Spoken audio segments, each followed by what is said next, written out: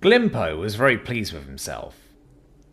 He had passed all the tests and had been selected for a delegation to meet with the first alien race that his had ever encountered.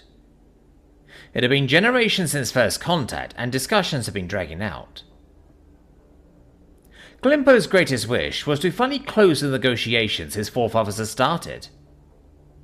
Entering the room where the meeting was meant to take place, he pressed the keypad by the door to announce his arrival.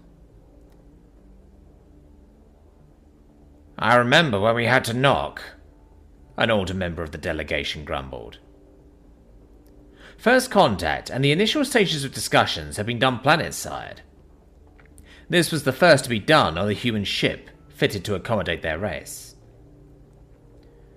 "To think these slow beings took 8 plogs to alter a vessel," the older member continued to grumble. "All due respect, sir, the machinery may be more complex than ours." It was the case that the few pieces of technology that had been gifted had been reverse engineered. They weren't any marvels of function, but they were beyond complex by their race's standards from the reports Glimpo had read. "Ah, welcome, delegates," a human said, standing up as the group entered the room. The delegates felt their breath freeze in their throats. They had only seen hollow images of the race identified as humans.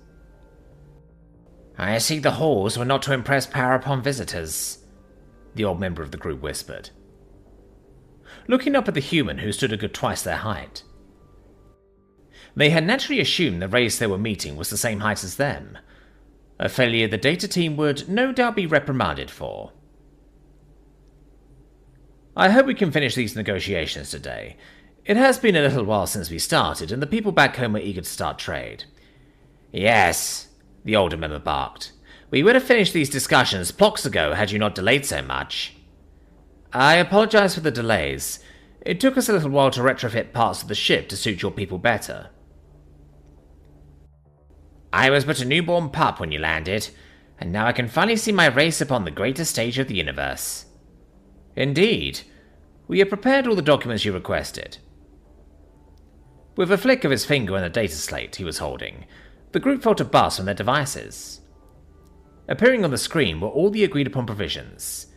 "Finally.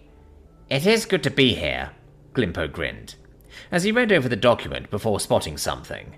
"Apologies, human, but what are these numbers here?" "Numbers?" the human repeated, arching a brow. "Oh, those are the date."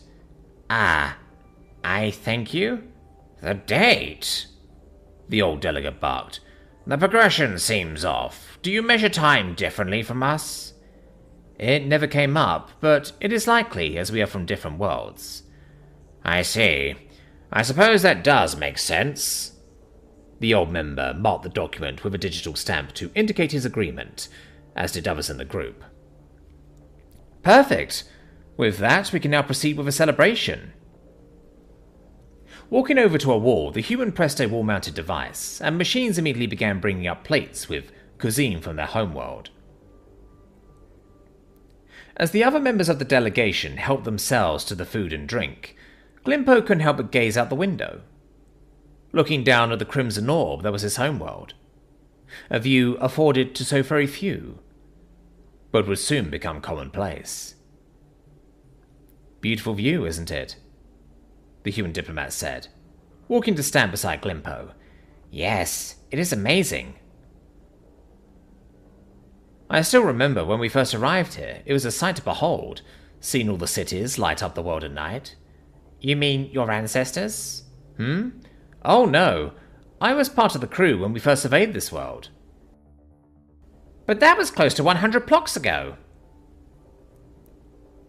Glimpo's outburst had paused the celebrations, as all his fellows now looked at him with shock for his outburst. Something no diplomat worth his fur should do. "I must apologize for my outburst." "No need. One moment, the AI is still deciphering blocks.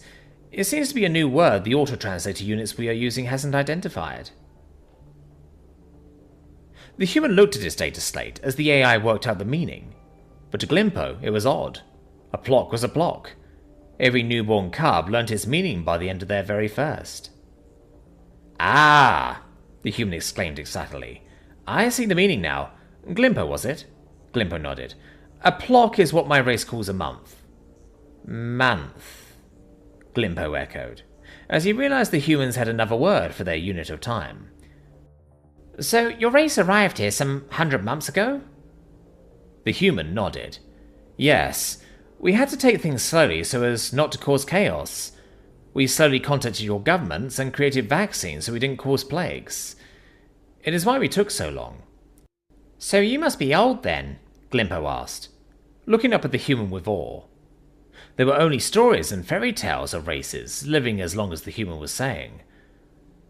Oh boy, I do feel old. I turned 30 only last month. 30? Glimpo turned his head, letting his ears flop in confusion. But you said you were amongst those who first found us. Oh, I'm sorry. I meant years.